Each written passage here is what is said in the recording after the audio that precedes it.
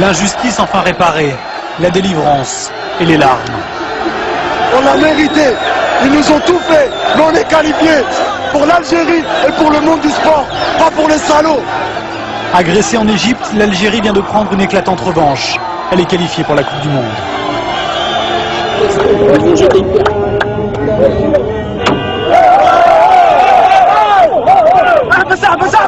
Samedi soir au Caire, après match, l'Égypte vient de forcer l'Algérie à un match d'appui. Et les pierres continuent de fuser sur les bus algériens. Mais au fond, on répond par des chants. L'ultime décision se fera loin d'ici, au Soudan. Pays neutre et plein d'espérance pour les Fennecs d'Algérie.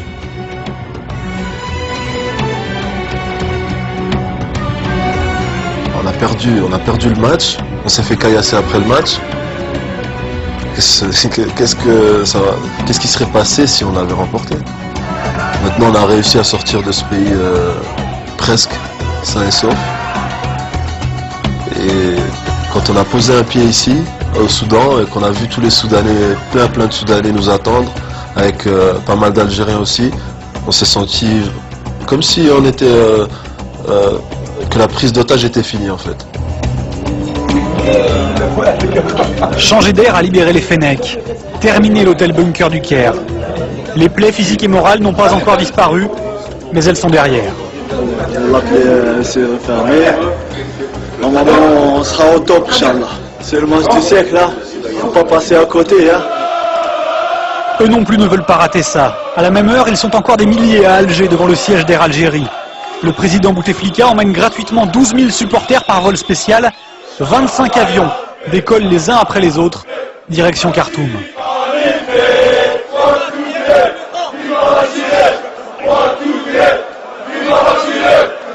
D'Alger, de Paris aussi, la colonie algérienne arrive des quatre coins du globe, avec ou sans billet pour assister au match.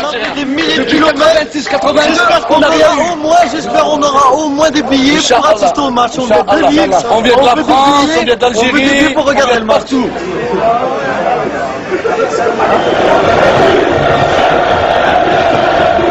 Mercredi, ils sont 15 000 Algériens à Khartoum, pour 10 000 billets seulement. Tout le monde n'a pu rentrer. À 3 h du match, le stade est bondé, l'ambiance monte.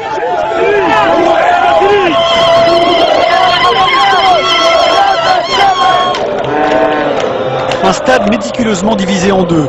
Supporters, journalistes, vestiaires algériens d'un côté, les Égyptiens de l'autre. Image insolite et presque troublante. Les joueurs arrivent sur la pelouse, chacun de leur côté. Ultime réponse aux provocations, les Algériens tournent le dos à leur adversaire pour chanter leur hymne. Le ton est donné. Il leur faudra ensuite 40 minutes pour trouver la faille et le reste de la soirée pour savourer ce but qui les propulse au paradis.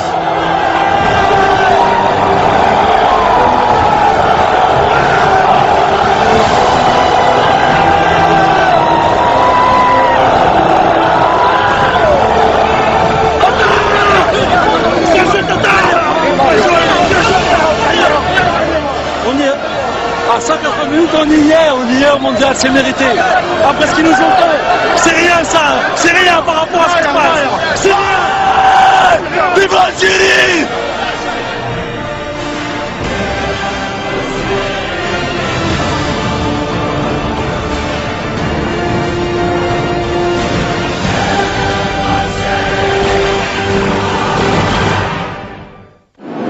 Entraînez fort, le réconfort. Hier matin dans l'avion, derniers instants de répit avant le retour triomphal en Algérie. Ça sent la maison. Je pense qu'on s'attend à un accueil merveilleux. Non, ça va être la surprise, on sait que le public il doit être présent, maintenant ça va être une grosse surprise pour nous. Bon, on va profiter de ces moments parce que c'est des moments uniques.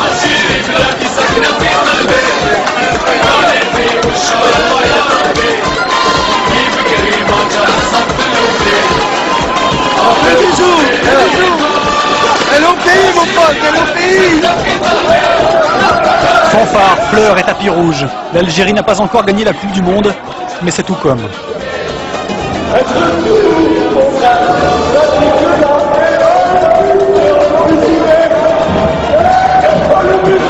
ouais, regarde ça. Et maintenant ça commence.